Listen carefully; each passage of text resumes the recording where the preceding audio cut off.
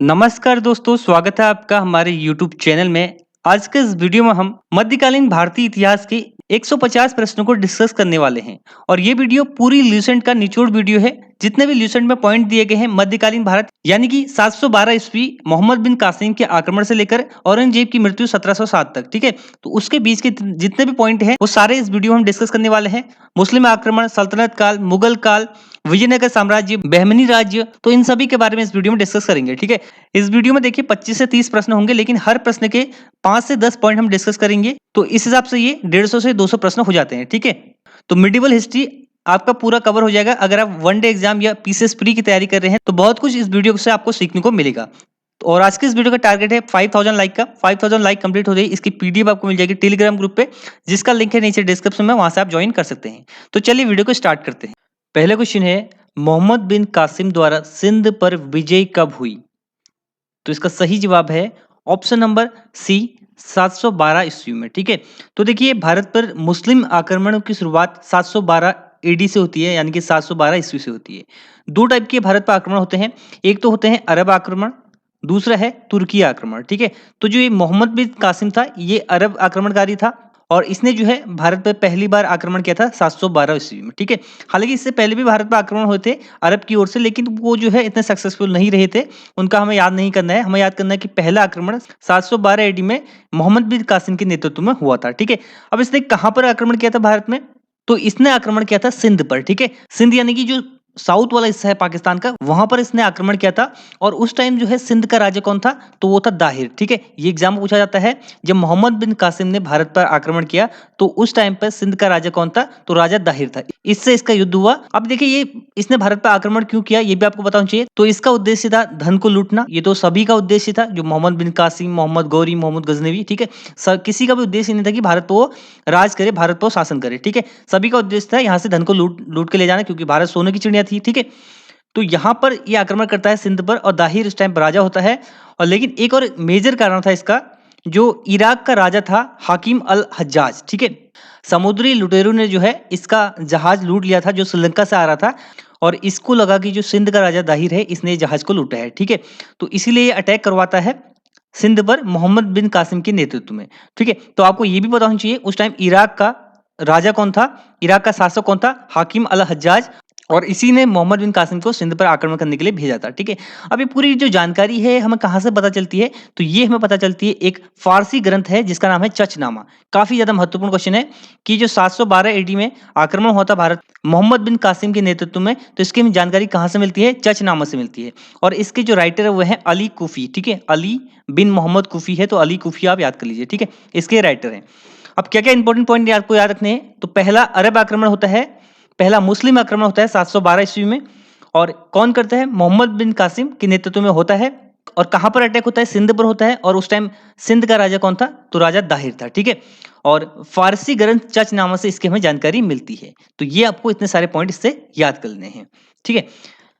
Next question है, महमूद गजनवी ने भारत पर कितनी बार आक्रमण किया? काफी ज्यादा महत्वपूर्ण क्वेश्चन है।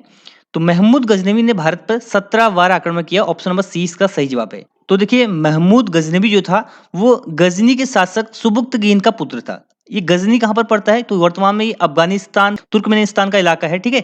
तो वहां का ये शासक था सुबुक्तगीन, उसका पुत्र था महमूद गजनवी, ठीक है। और ये तुर्की शासक था, ठीक है। इससे पहले जो अटैक हुआ था वो अरब अरब मुस्लिम द्वारा था, ये जो है तुर्क मुस्लिम द्वारा था, ठीक है। तो दूसरा जो अटैक होता है मोहम्मद गजनी वाला, ये तुर्क अटैक था और ये पहला तुर्क अटैक था भारत पर, ठीक है।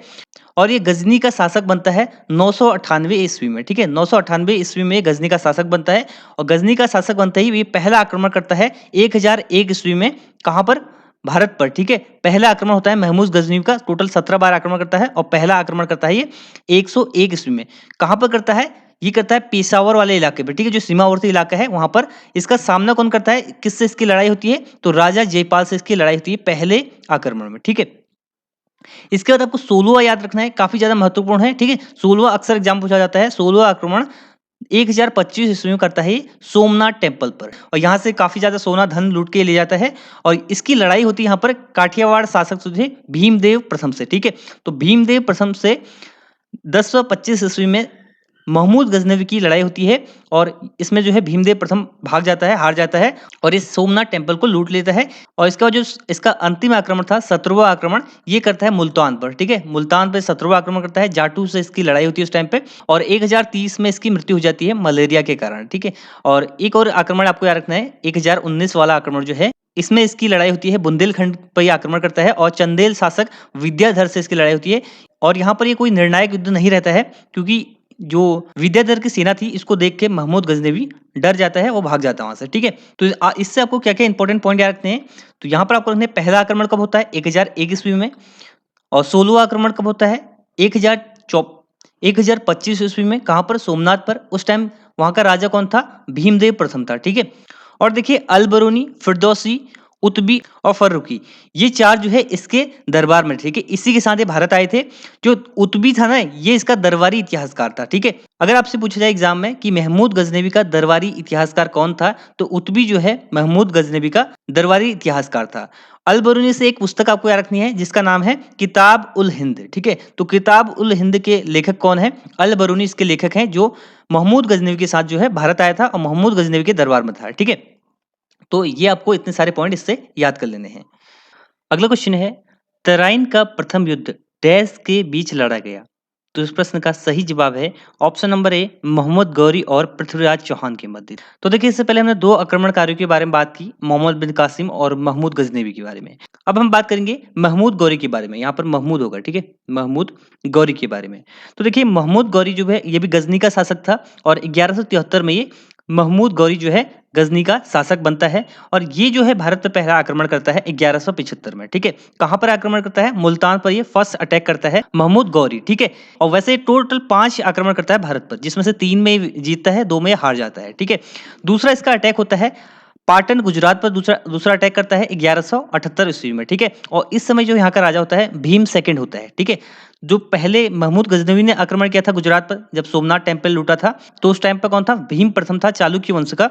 और यहाँ अभी जो है जब महमूद गौरी आक्रमण करता है तो यहाँ पर इसका सामना भीम सेकंड से होता है। ठीक है, और इस युद्ध में महमूद गौरी हार जाता है। ठीक है, बुरी तरह से हार जाता है, भीम सेकंड इसको हरा देता है। ठीक है, तो पहला युद्ध ये जीत जाता है मुल्तान पर जब अटैक करता है, सेकंड युद्ध में हार जाता है। तीसरा युद्ध होता है 1191 में, किसके किसके मध्य होता है? महमूद गौरी और पृथ्वीराज चौहान के मध्य। ठीक है, इसमें पृथ्वीराज चौहान की जीत होती है।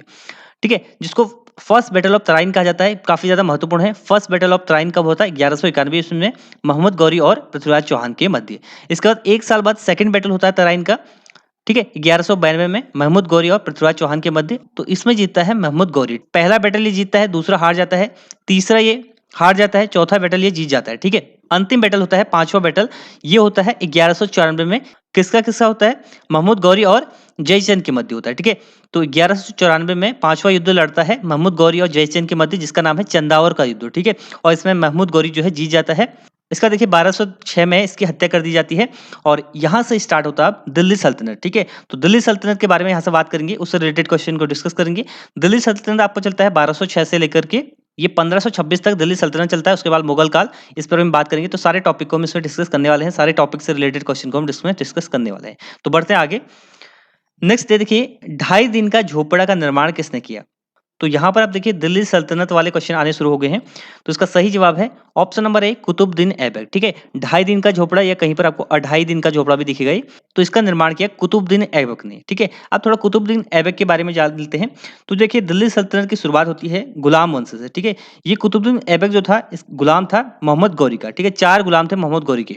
ये थे कुतुबुद्दीन ऐबक, यलदौज, कुबाजा और बख्तियार खिलजी। ठीक है, कुतुबुद्दीन ऐबक को लाहौर और दिल्ली का क्षेत्र, और यलदौज को गजनी का क्षेत्र, और कुबाजो को कच्छ सिंध का क्षेत्र, और बख्तियार खिलजी को बंगाल और बिहार का क्षेत्र देता है मोहम्मद गौरी। ठीक है, और दिल्ली में ही गुलाम वंश की शुरुआत करता है कुतुबुद्दीन ऐबक 1206 में। ठीक है, गुलाम वंश कब से कब तक चलता है? 1206 से लेकर 1290 तक गुलाम वंश चलता है। ठीक है, दिल्ली सल्तनत के सारे वंश के बारे में इस वीडियो में बात करेंगे। ठीक है, तो ये गुलाम वंश का पहला शासक होता है और ये अपनी राजधानी कहाँ बनाता है? लाहौर में ये अपनी राजधानी बनाता है। और कुतुब मीनार की नींव कौन रखता है? तो कुतुब मीनार की नींव भी कुतुबुद्दीन ऐबक रखता है, हालांकि बाद में इसको पूरा इल्तुमिश करता है। ठीक है, और ये 2 मस्जिदों का निर्माण करता है। एक है दिल्ली में कुव्वत उल इस्लाम और दूसरा है अजमेर में 2.5 दिन का झोपड़ा। ठीक है, ये दोनों मस्जिद हैं, इनका निर्माण कार्य कुतुबुद्दीन ऐबक ने किया था। और कुतुबुद्दीन ऐबक को लाख बख्श के नाम से जाना जाता है। तो लाख बख्श के नाम से किसको जाना जाता है? कुतुबुद्दीन ऐबक को। और जो बख्तियार खिलजी था, इसका सहायक सेनानायक था और गुलाम भी था मोहम्मद गौरी का। इसने जो है नालंदा विश्वविद्यालय को ध्वस्त किया था। मैंने आपको बताया ना, बंगाल और जो बिहार का इलाका है वो वाला एरिया बख्तियार खिलजी को दिया गया था और उसने वहां पर नालंदा विश्वविद्यालय जो है इसको ध्वस्त किया था। ठीक है, तो आपसे एग्जाम में पूछा जाएगा कि प्राचीन नालंदा विश्वविद्यालय को ध्वस्त किसने किया, तो आपको नाम याद रखना है बख्तियार खिलजी ने। ठीक है, और 1210 में इसकी मृत्यु हो जाती है चौगान खेलने से। ठीक है, चौगान यानी कि पोलो। ठीक है, पोलो जो घोड़े में सवार होकर खेला जाता है, वो खेलने से इसकी 1210 में मृत्यु हो जाती है और इसको लाहौर में दफनाया जाता है। तो इस प्रश्न से आपको क्या क्या रखना है? गुलाम वंश की स्थापना 1206 में होती है। कौन करता है? कुतुबुद्दीन ऐबक। ठीक है, और ये अपनी राजधानी कहाँ बनाता है? लाहौर में बनाता है। अजमेर में 2.5 दिन का झोपड़ी का निर्माण किसने किया है? कुतुबुद्दीन ऐबक ने। और कुतुबुद्दीन ऐबक की मृत्यु 1210 में चौगान खेलने से हो जाती है। ठीक है, तो इससे रिलेटेड इतने पॉइंट आपको याद रखने हैं। नेक्स्ट है, निम्नलिखित में से किसने दिल्ली को सल्तनत की राजधानी के रूप में स्थापित किया? तो इस प्रश्न का सही जवाब है ऑप्शन नंबर बी, इल्तुतमिश। ठीक है, तो 1210 में कुतुबुद्दीन ऐबक की हो जाती है मृत्यु। इसके बाद 1211 से लेकर 1236 तक इल्तुतमिश जो है गुलाम वंश का शासक बनता है। अगर वास्तव में दिल्ली सल्तनत की बात करें तो इसकी शुरुआत इल्तुतमिश से होती है। ठीक है, क्योंकि जो कुतुबुद्दीन ऐबक था उसकी राजधानी क्या थी? उसकी राजधानी लाहौर थी, लेकिन राजधानी को दिल्ली में किसने बसाया? ये बसाया इल्तुतमिश ने। ठीक है, इसलिए इसको दिल्ली सल्तनत का वास्तविक संस्थापक कहा जाता है। ठीक है, इल्तुतमिश ने ही भारत में सल्तनत काल में सर्वप्रथम शुद्ध अरबी सिक्के चलाए थे। ठीक है, तो अरबी सिक्के की शुरुआत किसने की भारत में? ये की थी इल्तुतमिश ने। दो प्रकार के इसने सिक्के चलाए थे, एक चांदी के जिनको टंका कहा गया है और दूसरे थे तांबे के जिनको जीतल कहा जाता है। ठीक है, तो टंका और जीतल के बारे में आपको पता होना चाहिए। और इप्ता प्रणाली की शुरुआत किसने की भारत में? ये भी इल्तुतमिश ने की। ठीक है, आपसे पूछा जाता है इप्ता प्रणाली की शुरुआत किसने की, तो ये इल्तुतमिश ने की। 1236 में इसकी मृत्यु हो जाती है। इसके बाद इसका पुत्र रुकनुद्दीन फिरोज जो है गद्दी पर बैठता है, लेकिन वो एक अयोग्य शासक था। उसके बाद इसकी बेटी होती है रजिया सुल्तान, जो कि 1236 होगा यहाँ पर, 1236 से 1240 तक शासन करती है और ये पहली महिला शासिका होती है दिल्ली सल्तनत की। इसका शासनकाल रहता है 1236 से लेकर 1240 तक और ये कार्य करती है जो पर्दा प्रथा होती है उसको समाप्त करती है। ठीक है, कुतुब मीनार जो है उसकी शुरुआत तो की थी कुतुबुद्दीन ऐबक ने, लेकिन कुतुब मीनार का निर्माण कार्य पूर्ण कौन करता है? इल्तुतमिश करता है। ठीक है, और इसी के टाइम पीरियड पे चंगेज खान जो कि मंगोल आक्रमणकारी था वो अटैक करता है भारत पर। तो एग्जाम में आपसे क्वेश्चन पूछा जा सकता है कि जब चंगेज खान भारत पर अटैक करता है तो उस टाइम दिल्ली सल्तनत पर शासन कौन कर रहा था? तो वो कर रहा था इल्तुतमिश। ठीक है, दिल्ली सल्तनत को राजधानी किसने बनाई? इल्तुतमिश ने बनाई। अरबी सिक्कों की शुरुआत किसने की? इल्तुतमिश ने की। एक था चांदी का टका, दूसरा था तांबे का जीतल। ठीक है, रजिया सुल्तान जो कि इल्तुतमिश की पुत्री थी, 1236 से 1240 तक इसका शासनकाल रहता है। और इप्ता प्रणाली की शुरुआत किसने की? ये भी इल्तुतमिश ने की। ठीक है, तो इतने सारे पॉइंट आपको इल्तुतमिश से याद कर लेने हैं। अगला प्रश्न है, निम्न मुस्लिम बादशाहों में से किस एक ने मूल्य नियंत्रण पद्धति को पहली बार लागू किया? तो इसका सही जवाब है ऑप्शन नंबर ए, अलाउद्दीन खिलजी। ठीक है, तो अलाउद्दीन खिलजी ने मूल्य नियंत्रण पद्धति को पहली बार लागू किया। ठीक है, तो अलाउद्दीन खिलजी को इसीलिए जाना जाता है बाजार नियंत्रण या मूल्य नियंत्रण के लिए। ठीक है, तो देखिए हम बात करेंगे अब यहाँ पर खिलजी वंश की। तो खिलजी वंश चलता है हमारा 1290 से लेकर 1320 तक। ठीक है, तो 1290 से 1320 तक खिलजी वंश चलता है और जलालुद्दीन फिरोज खिलजी इसका संस्थापक होता है। 1290 से लेकर 1296 तक इसका शासन रहता है। फिर इसके बाद इसका दामाद और इसका भतीजा अलाउद्दीन खिलजी गद्दी पर बैठता है और इसका शासनकाल रहता है 1296 से लेकर 1316 तक। ठीक है, और खिलजी वंश में देखिए एक ही शासक आपके लिए महत्वपूर्ण है, वो है अलाउद्दीन खिलजी। ठीक है, और खिलजी वंश जो है दिल्ली सल्तनत का सबसे कम समय तक शासन करने वाला वंश है। ठीक है, तो 1290 से 1320 तक लगभग 30 साल ये शासन करता है, तो सबसे कम इसका टाइम पीरियड है। और सबसे ज्यादा की बात करें तो वो है तुगलक वंश, उसके बारे में हम आगे बात करेंगे। ठीक है, तो सबसे पहले आपको याद रखना है बाजार नियंत्रण मूल्य नियंत्रण पद्धति किसने लागू की? अलाउद्दीन खिलजी ने। बहुत बार एग्जाम में क्वेश्चन पूछा जाता है। ठीक है, इसने देखिए एक स्थायी सेना रखी। ठीक है, पहली बार स्थायी सेना जो है किसने बनाई? ये बनाई अलाउद्दीन खिलजी ने। इससे पहले जो इप्ता प्रणाली जो इल्तुतमिश के टाइम पर थी वही चलता आ रहा था। ठीक है, कोई स्थायी सेना नहीं थी, तो इसने एक स्थायी सेना बनाई और उनको नगद वेतन भी दिया। ठीक है, अगर आप सेना बनाओगे तो वेतन भी दोगे और वेतन भी उन्हें रखा, मतलब। ठीक है, और ऐसा करने वाला ये दिल्ली सल्तनत का पहला सुल्तान था। ठीक है, और ये अपने चाचा जो पहला शासक था खिलजी वंश का जलालुद्दीन खिलजी, इसकी हत्या कर देता है। ठीक है, इसकी हत्या करने के बाद ये शासक बनता है। और अलाउद्दीन खिलजी देखिए एक उपाधि धारण करता है सिकंदर ए सानी। ठीक है, सिकंदर ए सानी मतलब दूसरा सिकंदर, द्वितीय सिकंदर। ठीक है, तो ये बहुत बार पूछा जाता है सिकंदर ए सानी की उपाधि किसने धारण की? तो ये की थी अलाउद्दीन खिलजी ने। और सहनाई मंडी का भी उसने शुरुआत की, मतलब कि जो खाद्यान्न है उसके विक्रय के लिए एक अनाज मंडी की शुरुआत की थी। ठीक है, और हुलिया प्रथा भी इसने शुरू की थी। जो इसके सैनिक थे उनके लिए एक प्रॉपर ड्रेस कोड होता था, ठीक है। तो हुलिया प्रथा इसने शुरू की थी और 2 इसने कर भी लगाए थे, एक है चराई कर, दूसरा है गड़ी कर। तो आपको क्या-क्या याद रखना है खिलजी वंश से? तो खिलजी वंश कब से कब तक चलता है? 1290 से लेकर 1230 तक। पहला शासक होता है इसका जलालुद्दीन खिलजी और इसके बाद आता है इसका भतीजा दामाद जो कि 1296 से लेकर 1316 तक इसका शासन करता है और खिलजी वंश जो है दिल्ली सल्तनत का सबसे कम शासन करने वाला वंश है, ठीक है। तो इस प्रश्न से आपको इतना याद रखना है। अगला प्रश्न है मोहम्मद बिन तुगलक अपनी राजधानी दिल्ली से कहाँ ले गया? तो इस प्रश्न का सही जवाब है ऑप्शन नंबर ए दौलताबाद, ठीक है। अब देखिए हम बात करेंगे यहाँ पर तुगलक वंश की, ठीक है। तीसरा जो वंश है तुगलक वंश, इसका जो शासनकाल रहता है, तुगलक वंश चलता है 1320 से लेकर के 1414 तक, ठीक है। तो ये तुगलक वंश है और तुगलक वंश का पहला शासक होता है, इसका संस्थापक होता है गयासुद्दीन तुगलक, ठीक है। गयासुद्दीन तुगलक से आपको एक ही पॉइंट याद रखना है, इसने नेहरू का निर्माण कराया था, ठीक है। नेहरू का निर्माण किसने कराया था? गयासुद्दीन तुगलक। और इसके बाद बनता है शासक मोहम्मद बिन तुगलक, ठीक है। इसके बाद बनता है मोहम्मद बिन तुगलक। तो मोहम्मद बिन तुगलक ने अपनी राजधानी दिल्ली से दौलताबाद, जिसका पहला नाम था देवगिरी, दिल्ली से देवगिरी ये राजधानी ले जाता है और उसका नाम चेंज करके कर देता है फिर ये दौलताबाद, ठीक है। दिल्ली सल्तनत के सभी मुस्लिम शासकों में ये सबसे ज्यादा शिक्षित शासक था। बाद में इसकी कुछ नीतियों के कारण इसको पागल बादशाह के नाम से भी जाना लगा, ठीक है। तो पागल बादशाह किसे कहा जाता है? वो भी मोहम्मद बिन तुगलक को कहा जाता है, ठीक है। इब्न बतूता जो कि मोरक्को का निवासी था, ये इसी के शासनकाल में आया था भारत, ठीक है। और इसने जो है इसको काजी नियुक्त किया था दिल्ली का, किसको? इब्न बतूता को। और इब्न बतूता की ही एक पुस्तक है रहीला, इसमें इसने वर्णन किया है मोहम्मद बिन तुगलक के बारे में, ठीक है। तो इतने सारे पॉइंट आपको मोहम्मद बिन तुगलक से याद कर लेने हैं। मोहम्मद बिन तुगलक राजधानी ले जाता है दिल्ली से दौलताबाद। इब्न बतूता जो कि मोरक्को मूल का अफ्रीकी यात्री था, ये भारत आया था और इसने इसको काजी नियुक्त किया दिल्ली का, ठीक है। अगला है दिल्ली के किस सुल्तान ने ब्राह्मणों पर जजिया लगाया? तो जजिया एक कर था और ये लगाया था फिरोज शाह तुगलक ने। ऑप्शन नंबर बी इसका सही जवाब हो जाएगा, ठीक है। जजिया कर जो है, जजिया टैक्स जो है ब्राह्मणों पर लगाया था फिरोज शाह तुगलक ने, ठीक है। तो देखिए जजिया की बात करें तो ये नॉन मुस्लिम टैक्स था, ठीक है। जो गैर मुस्लिम है उनसे टैक्स लिया जाता था और इसकी शुरुआत देखिए स्टार्टिंग में की थी मोहम्मद बिन कासिम ने, जो पहला अरब मुस्लिम आक्रमणकारी था भारत पर अटैक करने वाला, उसने जो है इसकी शुरुआत की थी। लेकिन ब्राह्मणों पर जजिया कर लगाया फिरोज शाह तुगलक ने, ठीक है।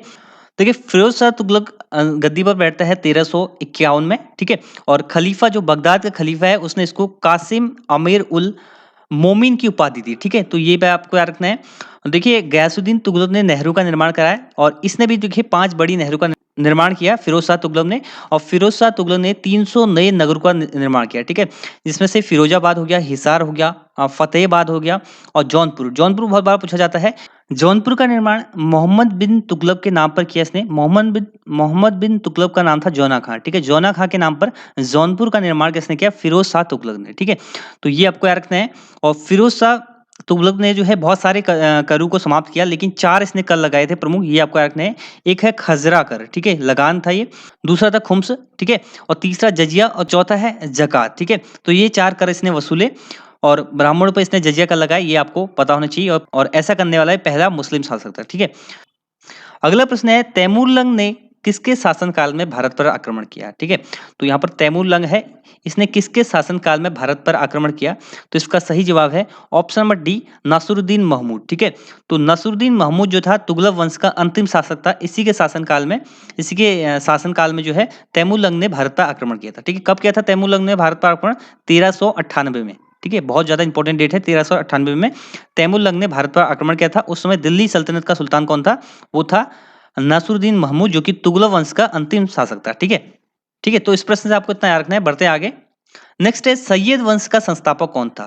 तो इसका सही जवाब है ऑप्शन नंबर सी खिज्र खां, ठीक है। तो खिज्र खां जो है सैयद वंश का संस्थापक था। तो हमने पहले बात की गुलाम वंश की, उसके बाद खिलजी वंश की, इसके बाद तुगलक वंश की। अब हम बात कर रहे हैं सैयद वंश की, ठीक है।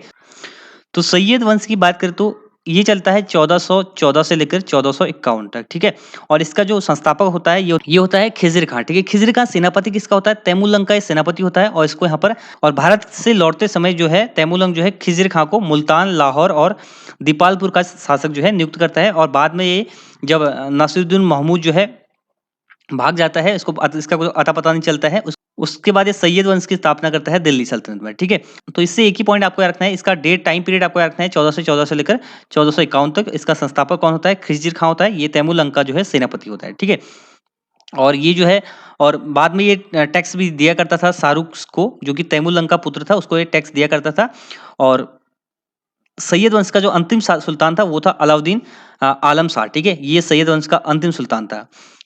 अगला है, निम्नलिखित सल्तनत शासकों में से कौन अफगान मूल का था? ठीक है, तो अफगान शासक कौन था निम्नलिखित में से आपको बताना है। तो इसका सही जवाब है ऑप्शन नंबर डी, लोदी वंश। ठीक है, लोदी वंश जो है अफगान शासक थे। इससे पहले के जितने भी शासक थे वो सब तुर्क शासक थे। ठीक है, वो अपने आप को तुर्क कहते थे।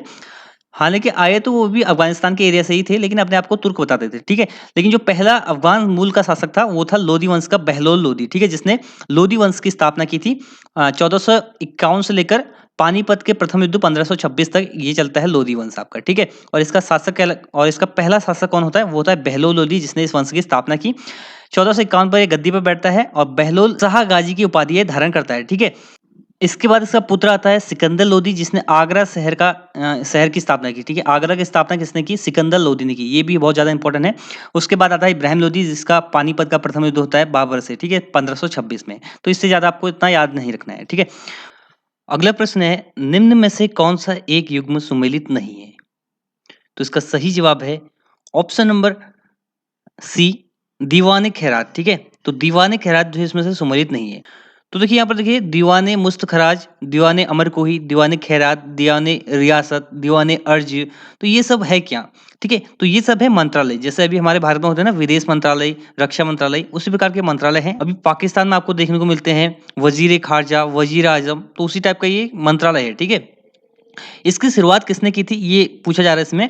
तो देखिए, दीवाने खैरात की शुरुआत की थी फिरोज तुगलक ने। ठीक है, ये एक दान विभाग था। ठीक है, दान विभाग था दीवाने खैरात।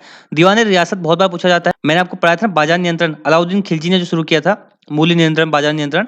तो दीवाने खैरात जो है बाजार नियंत्रण विभाग है। ठीक है, दीवाने अमर कोही मोहम्मद बिन तुगलक कृषि विभाग है। दीवाने मुस्तखराज ये अलाउद्दीन खिलजी राजस्व विभाग है। ठीक है, एक पूछा जाता है दीवाने अर्ज, दीवाने अर्ज शुरू किया था बलबन ने। ठीक है, बलबन ने सैन्य विभाग था ये। बढ़ते हैं आगे। नेक्स्ट है, विजयनगर राज्य की स्थापना किसने की? तो इस प्रश्न का सही जवाब है ऑप्शन नंबर सी, हरिहर और बुक्का। ठीक है, तो हरिहर और बुक्का दो भाई थे। इन्होंने 1336 ईस्वी में विजयनगर साम्राज्य की स्थापना की। 1336 ईस्वी में सल्तनत काल में कौन था? उस समय था मोहम्मद बिन तुगलक। ठीक है, तो इस समय इन दोनों भाई ने, हरिहर और बुक्का ने, विजयनगर साम्राज्य की स्थापना की। ये है साउथ इंडिया का एक साम्राज्य था विजयनगर साम्राज्य। ठीक है, इसके अंदर बहुत सारे वंश ने शासन किया। जैसे आपको याद रखना है, संगम वंश, सलूब वंश, तुलुब वंश।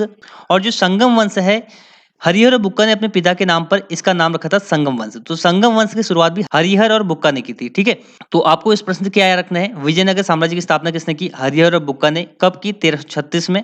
और इन्होंने ही संगम वंश की स्थापना की अपने पिता के नाम पर। और जो विजयनगर साम्राज्य था ना, तुंगभद्रा नदी के किनारे था। ठीक है, और इनकी राजधानी थी हम्पी।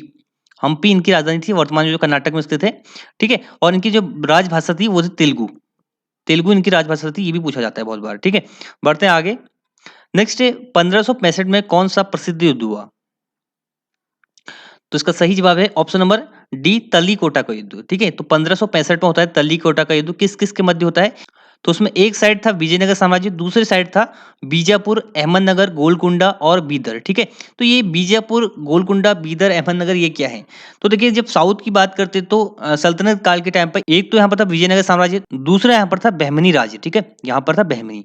तो इसकी बहमनी की बात करते हैं, 1347 में इसकी स्थापना करता है हसन गंगू ने। ठीक है, हसन गंगू ने 1347 में बहमनी राज्य की स्थापना की थी और लगभग 175 साल तक ये वंश चलता है। लेकिन बहमनी साम्राज्य का जो अंतिम शासक था कलीमुल्ला, उसके बाद देखिए जो ये बहमनी साम्राज्य था बहुत सारे अलग अलग 5 राज्यों में टूट गया था, जिसमें था बीजापुर, बीदर, गोलकुंडा। ठीक है, और इन्होंने ही जो है संयुक्त रूप से विजयनगर साम्राज्य पर अटैक कर दिया था। ठीक है, और तब होता है तल्लीकोटा युद्ध। और उस समय जो है विजयनगर साम्राज्य का शासक था सदाशिव राय, किंतु वास्तविक शक्ति उसके मंत्री राम राय के हाथों में होती है। ठीक है, और तल्लीकोटा युद्ध में ही इस राम राय का वध कर देता है निजाम शाह। ठीक है, तो इस प्रश्न से आपको इतना याद रखना है, बहुत ज्यादा इंपॉर्टेंट युद्ध है तल्लीकोटा युद्ध। नेक्स्ट है, पानीपत का प्रथम युद्ध कब हुआ? तो अब हम आ गए हैं मुगल काल में। ठीक है, तो दिल्ली सल्तनत 1206 से लेकर 1526 तक हमने समाप्त कर दिया है। उसके बीच में हमने विजयनगर साम्राज्य के बारे में और बहमनी राज्य के बारे में भी पढ़ा। ठीक है, तो इसका सही जवाब है ऑप्शन नंबर बी, 1526 में होता है पानीपत का प्रथम युद्ध। ठीक है, किस किस के मध्य होता है? ये होता है इब्राहिम लोदी और बाबर के मध्य, जिसमें बाबर विजय हो जाता है। 21 अप्रैल 1526 को पानीपत का प्रथम युद्ध होता है इब्राहिम लोदी और बाबर के मध्य, जिसमें बाबर विजय होता है। ठीक है, बाबर की बात करें तो बाबर मिडिल ईस्ट का था। ठीक है, ये भारत पे 5 बार अटैक करता है और इसका पहला अटैक रहता है 1519 में। लेकिन इसका जो पहला युद्ध जिसमें ये विजय होता है वो है पानीपत का प्रथम युद्ध, ठीक है। इसका दूसरा युद्ध जो ये जीतता है वो है खानवा का युद्ध 1527 में राणा सांगा और बाबर के मध्य, और इस युद्ध के बाद ये गाजी की उपाधि धारण करता है, ठीक है। देखिए बाबर की 2-3 उपाधि आपको याद करनी है, एक तो कलंदर की उपाधि, बादशाह की उपाधि और गाजी की उपाधि, ठीक है। और मुगल काल के बाद ही बादशाह की उपाधि जो है इसके आने वाले शासक जो है धारण करेंगे, ठीक है। इससे पहले जो सल्तनत काल था उसमें सुल्तान की उपाधि धारण की थी, किसी ने बादशाह की उपाधि धारण नहीं की थी, ठीक है। नेक्स्ट इसका युद्ध होता है चंदेरी का युद्ध 1528 में मेदिनी राय और बाबर के मध्य, इसमें भी बाबर विजय होता है।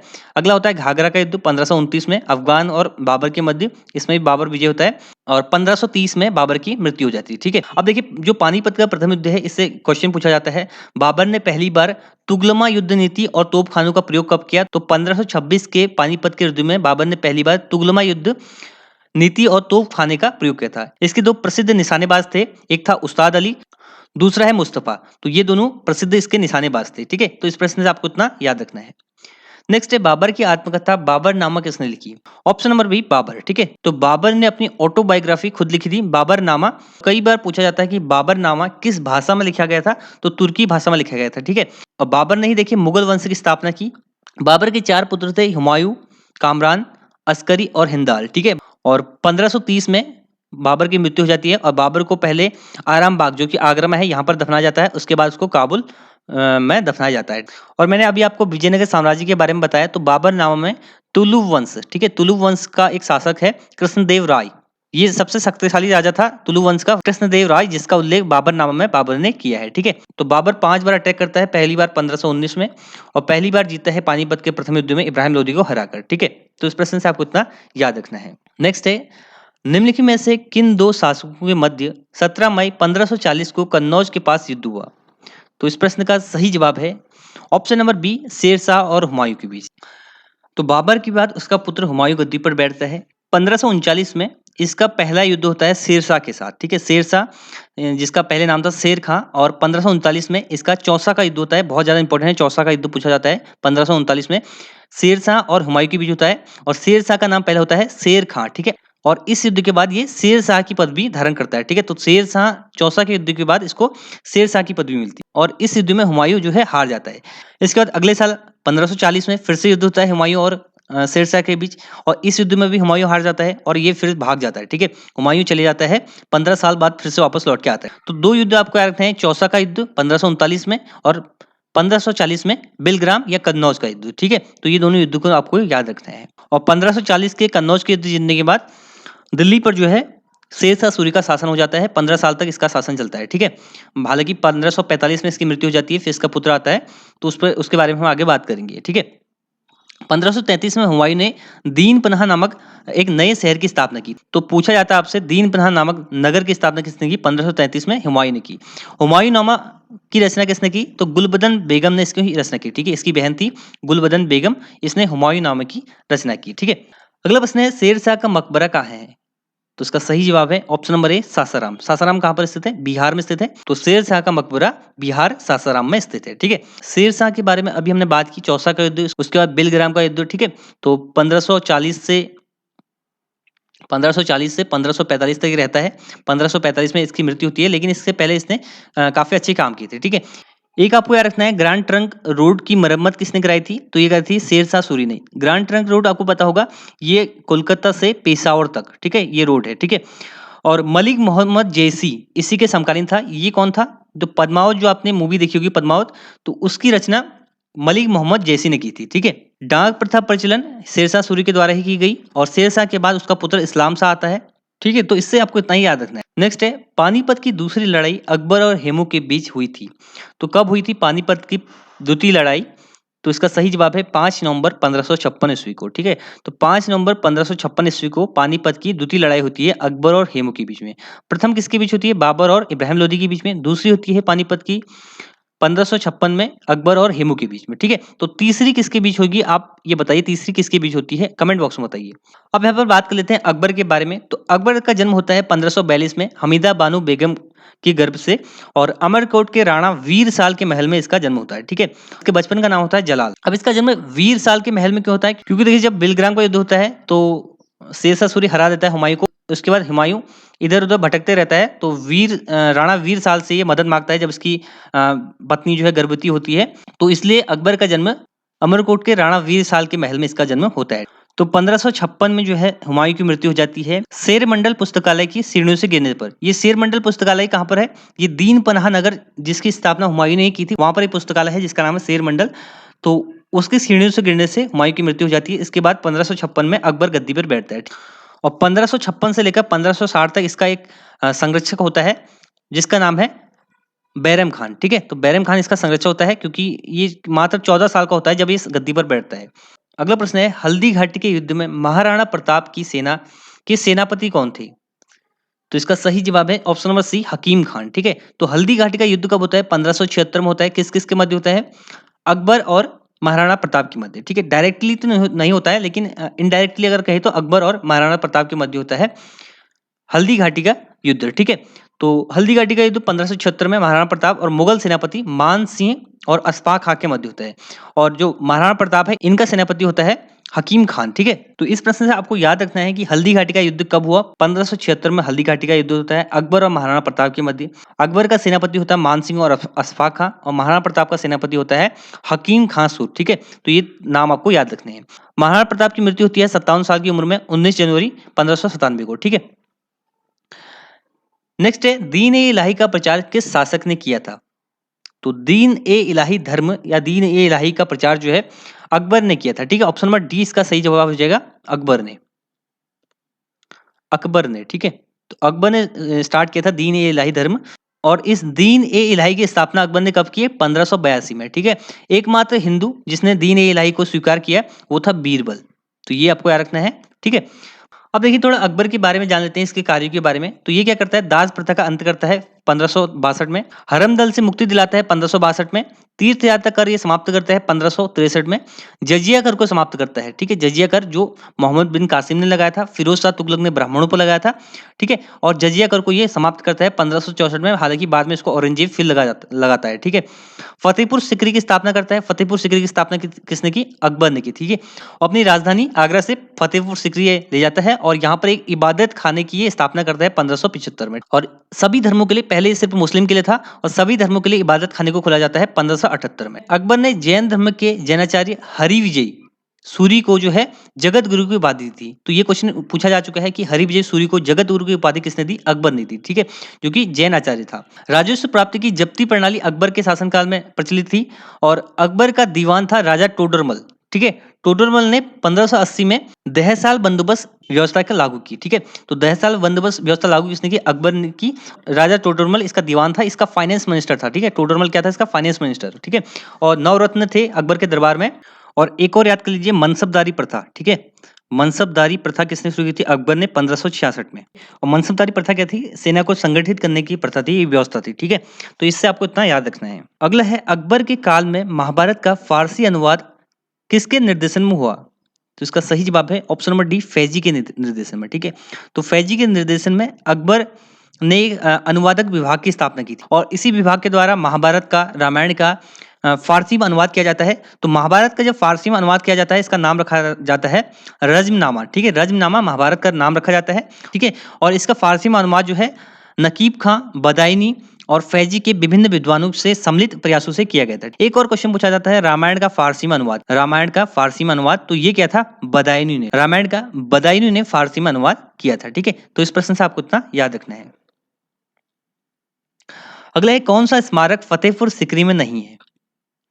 तो इसका सही जवाब है अकबरी महल। ठीक है, देखिए स्वर्ण महल, पंचमहल, जोधाबाई महल, ये सब है फतेहपुर सिकरी में। फतेहपुर सिकरी की स्थापना किसने की थी? ये की थी अकबर ने। ठीक है, और जो ये अकबरी महल है ये स्थित है आगरा में। ठीक है, अगला प्रश्न है, निम्न में से किसके समय को चित्रकला का स्वर्ण काल कहा जाता है? तो इसका सही जवाब है ऑप्शन नंबर बी, जहांगीर। ठीक है, तो जहांगीर के समय को जो है चित्रकला का स्वर्ण काल कहा जाता है। जहांगीर की बात करें तो ये अकबर का उत्तराधिकारी था, अकबर का पुत्र था, इसका नाम था सलीम बचपन का नाम। ठीक है, और अकबर ने सलीम सूफी संत शेख सलीम चिश्ती के नाम पर इसका नाम सलीम रखा था। 1605 में ये गद्दी पर बैठता है और इसके जो ऑटोबायोग्राफी है उसका नाम है तुजुकी जहांगीर। ठीक है, ये खुद इसने लिखी थी, लेकिन इस आत्मकथा को कंप्लीट करने का श्रेय जाता है मोदबिंद खां को। ठीक है, तो ये नाम भी आपको याद रखना है। और जहांगीर का मकबरा कहाँ पर स्थित है? तो जहांगीर का मकबरा है लाहौर में।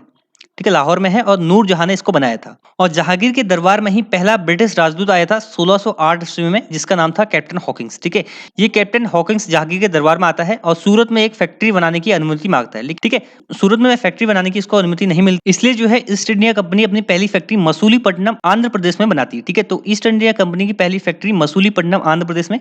इसके बाद जब ये दूसरी बार जाता है तो इसको अनुमति मिल जाती है। ठीक है, और सूरत में अपनी फैक्ट्री बनाते हैं। ठीक है, और जो जहांगीर है इसको इंग्लिश खां की उपाधि देता है। ठीक है, इंग्लिश खां इसका नाम देता है। तो पहला तो था कैप्टन हॉकिंस और दूसरा था टॉमस रो। ठीक है, टॉमस रो जो था वो दूसरा ब्रिटिशर्स था जहांगीर के दरबार में आने वाला, जेम्स प्रथम का ये राजदूत था। ठीक है, और जहांगीर के समय काल को चित्रकला का स्वर्ण काल कहा जाता है। चित्रकारिता जो है जहांगीर के काल में चरम पर थी। ये क्वेश्चन बहुत बार एग्जाम में पूछा जा चुका है। और एक और पॉइंट आपको याद रखना है जहांगीर से, जहांगीर का भाई था खुसरो, ये इसके खिलाफ विद्रोह कर देता है और खुसरो जो है सहायता मांगता है अर्जुन देव से और अर्जुन देव खुसरो की जो है सहायता करते हैं। इसीलिए जहांगीर सिखों के पांचवें गुरु अर्जुन देव को फांसी पर लटका देते हैं। ठीक है, तो ये भी आपको याद रखना है कि सिखों के पांचवें गुरु अर्जुन देव को फांसी किसने दी? ये दी जहांगीर ने। ठीक है, बढ़ते हैं आगे। नेक्स्ट है, निम्न में से किस मुगल बादशाह ने दिल्ली की जामा मस्जिद का निर्माण कराया? इसका सही जवाब है ऑप्शन नंबर सी, शाहजहां। ठीक है, शाहजहां की बात करें तो 1627 से लेकर के 1657 तक की गद्दी पर बैठता है। ठीक है, मुगल बादशाह के रूप में। और इससे पहले जो है जहांगीर है, इसका टाइम पीरियड है 1606 से लेकर के अकबर की मृत्यु के बाद 1627 तक। ठीक है, ये है जहांगीर का। इसके बाद शाहजहां आता है और शाहजहां के शासनकाल को स्थापत्य कला का स्वर्ण युग कहा जाता है। ठीक है, इसके टाइम पे बहुत सारी ऐसी इमारतें बनती हैं जिसके बारे में आगे बात करेंगे। तो चित्रकारिता का स्वर्णकाल कहा जाता है जहांगीर के काल को और स्थापत्य कला का स्वर्णकाल कहा जाता है शाहजहां के कार्यकाल को। ये दोनों बहुत ज्यादा इंपॉर्टेंट पॉइंट है, आपको याद रखने हैं। शाहजहां ने क्या क्या बनाया? तो दिल्ली का लाल किला शाहजहां ने बनाया, दीवारें आम शाहजहां ने बनाया। ठीक है, दीवाने आम शाहजहां ने बनाए, दीवाने खास दिल्ली का जामा मस्जिद। ठीक है, ये जो क्वेश्चन था हमारा। आगरा का मोती मस्जिद, ताजमहल, लाहौर किला में स्थित शीश महल जो है ये भी शाहजहां ने बनाया। ठीक है, ये क्वेश्चन बहुत बार पूछा जाता है, ताजमहल का निर्माण करने वाला मुख्य स्थापत्य कलाकार कौन था? तो उस्ताद अहमद लोहरी। तो ये मुख्य स्थापत्य कलाकार था ताजमहल का निर्माण करने वाला। ठीक है, और 1638 में अपनी राजधानी ये आगरा से दिल्ली लाता है और यमुना नदी के दाहिने तट पर ये शाहजहानाबाद की नींव डालता है। आगरा के जामा मस्जिद का निर्माण किसने किया? तो ये क्या था? शाहजहां की पुत्री जहां ने। ठीक है, तो आगरा का जामा मस्जिद जहां ने, दिल्ली का जामा मस्जिद शाहजहां ने। ठीक है, और 1657 में इसके बीमार होने मृत्यु होने की अफवाहों के बाद इसके पुत्र थे दारा शिकोह और औरंगजेब, उनके बीच युद्ध होने लग जाते हैं दिल्ली की गद्दी पर बैठने के लिए। दो तीन युद्ध आपको याद रखने हैं। 1658 में धर्मट और सामूगढ़ का युद्ध होता है दारा शिकोह और औरंगजेब के बीच में। इसके बाद उत्तराधिकार का अंतिम बैटल होता है, वो होता है देवराय का युद्ध। ठीक है, तो देवराय का युद्ध भी दारा शिकोह और औरंगजेब के मध्य होता है।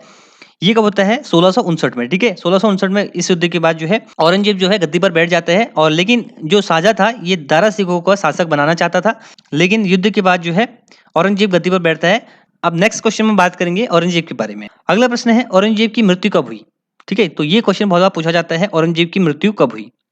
तो इसका सही जवाब है ऑप्शन नंबर बी, 1707 में। ठीक है, तो 1707 में औरंगजेब की मृत्यु हुई और मुगल काल का पतन यहीं से शुरू होता है। ठीक है, तो 1618 में औरंगजेब का जन्म होता है और 1658 से लेकर के 1707 तक ये मुगल शासक रहता है। ठीक है, और ये एकमात्र ऐसा शासक है जिसका मुगल काल में 2 बार राज्य अभिषेक हुआ था इस शासक का। ठीक है, तो एकमात्र शासक कौन है जिसका 2 बार राज्य अभिषेक हुआ था? वो है औरंगजेब। इस्लाम नहीं स्वीकार करने के कारण सिखों के 90 गुरु थे तेग बहादुर, जिसकी हत्या जो है औरंगजेब ने कर दी थी 1675 में दिल्ली में। औरंगजेब ने 1679 में जजिया कर को पुनः लगाया था। ठीक है, अकबर ने इसको समाप्त कर दिया था, औरंगजेब ने पुनः लगाया था।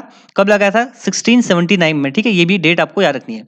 औरंगजेब ने बीबी का मकबरा का निर्माण 1679 में औरंगाबाद महाराष्ट्र में किया। तो आपसे पूछा जाए कि बीबी का मकबरा कहाँ पर स्थित है? तो ये औरंगाबाद महाराष्ट्र में है। इसका निर्माण किसने किया था? औरंगजेब ने। ठीक है, और देखिए औरंगजेब दक्षिण भारत पर भी अटैक करता है और 1685 में बीजापुर को और 1687 में गोलकुंडा को जो है औरंगजेब मुगल साम्राज्य में मिला लेता है। ठीक है, तो ये थी कहानी 712 ईस्वी से 1707 तक की।